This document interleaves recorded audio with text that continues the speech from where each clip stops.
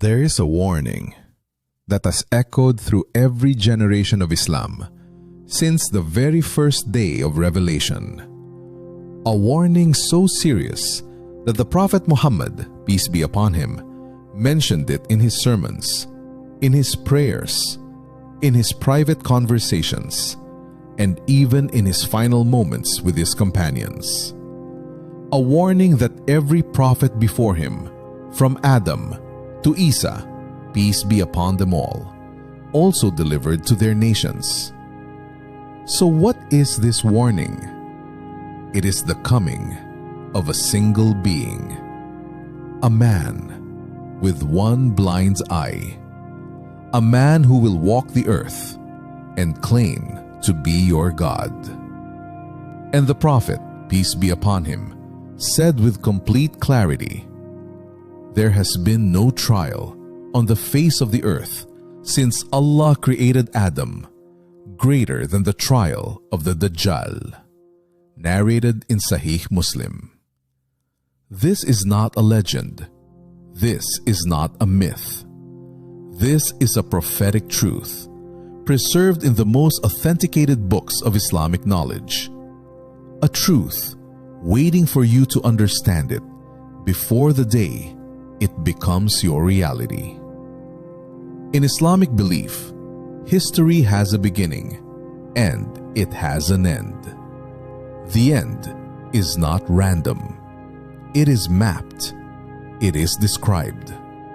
The Prophet Muhammad, peace be upon him, laid out its signs, major and minor, with such precision that scholars have studied them for more than 14 centuries. Among all the major signs of the last hour, the rising of the sun from the west, the emergence of the beast, the descent of Isa ibn Maryam. One sign is described with more detail, more frequency, and more urgency than any other. Al-Masih Ad-Dajjal. The word Dajjal comes from an Arabic root meaning to deceive, to cover, to paint over the truth with falsehood. He is the ultimate deceiver, the false Messiah, the one-eyed imposter. This series exists for one reason, so that you know everything about him before he arrives. When the companions noticed how often the Prophet spoke about the Dajjal, they asked him directly, and he responded with words that should make every believer pause. "I fear him for you more than anything else." Sahih Bukhari. The man who received revelation from Allah, the man who had no fear for himself, the man who walked into the most dangerous situations with unshakable trust in Allah. This man feared the Dajjal for his Ummah. That is how serious this trial is. One of the most profound dimensions of the story of the Dajjal is something that is often overlooked. He is not only an Islamic concern, he is a universal prophetic concern. The Prophet Muhammad, peace be upon him, told his companions, "Every prophet warned their nation about the one-eyed liar, and I am warning you about him." Narrated in Sahih Bukhari and Sahih Muslim. Every single prophet, Nuh warned his people, Ibrahim warned his people, Musa warned his people, Isa ibn Maryam warned his people, and Muhammad, the seal of all prophets, warned his people. This means that across thousands of years of human history, through every civilization, through every language and every land, the message about the Dajjal was preserved. Allah, in His infinite mercy, never left any nation without a warning. The question is, are we paying attention to ours? One might ask, what makes the trial of the Dajjal greater than any other? Greater than wars, greater than plagues, greater than famine or political oppression? The Prophet answered this question indirectly through his descriptions. The trial of the Dajjal is unique because it attacks the very foundation of a believer's certainty, their ability to distinguish truth from falsehood. He will bring with him what appears to be paradise and what appears to be hellfire. But reality will be the opposite of appearance. He will command the rain and it will fall. He will command the crops and they will grow. He will appear to resurrect the dead. He will travel across the earth with astonishing speed. All of these powers are permitted by Allah as a test for humanity. Because there is one thing that the Dajjal can never produce: truth. He cannot write truth between his eyes. Only falsehood is written there. And the believer who understands this, the believer who has fortified themselves with prophetic knowledge, will see through every illusion. Because this trial is not about physical survival. It is about spiritual survival.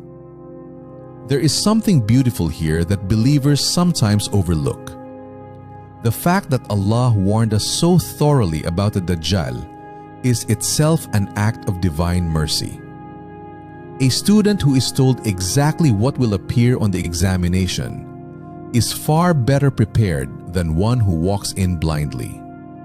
And Allah, through His Prophet, has given us the most detailed preparation imaginable. We know what the Dajjal looks like. We know where he will emerge. We know who will follow him.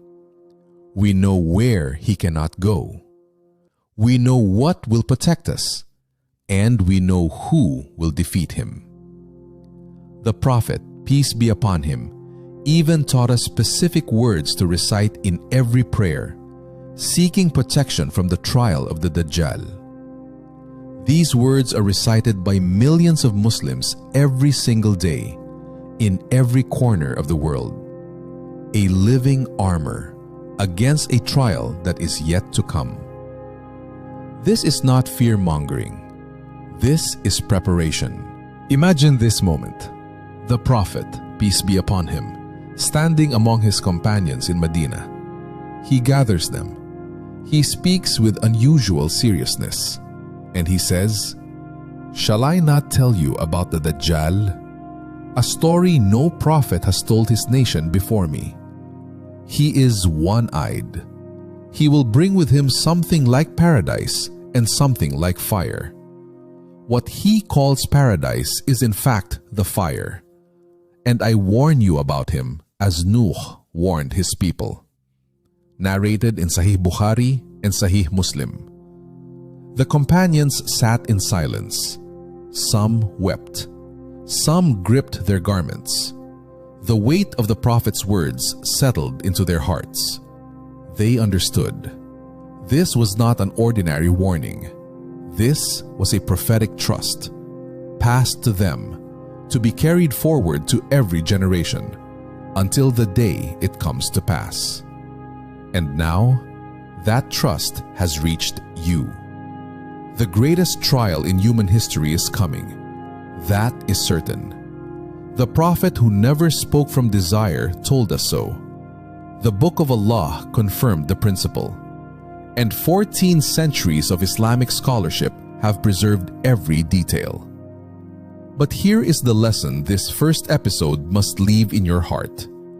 Knowledge is the first shield. You cannot protect yourself from something you do not understand. You cannot resist a deception you have never studied. And you cannot navigate a trial you refuse to think about. The companions of the Prophet were never afraid of knowledge, even difficult knowledge. They listened to these warnings, and those warnings transformed their lives. They deepened their worship. They strengthened their connection with Allah, and they prepared their hearts. That is what this series asks of you. Not anxiety, not fear, but informed, grounded, prophetic preparation. Over the next 19 episodes, we will go deeper. We will study the Dajjal's appearance, his movements, his tools of deception, and the authentic protections the Prophet left for us. And by the end of this series, if Allah wills, you will be among the most prepared generation this knowledge has ever reached. May Allah make us among those who recognize truth as truth and follow it, and recognize falsehood as falsehood and avoid it. Ameen.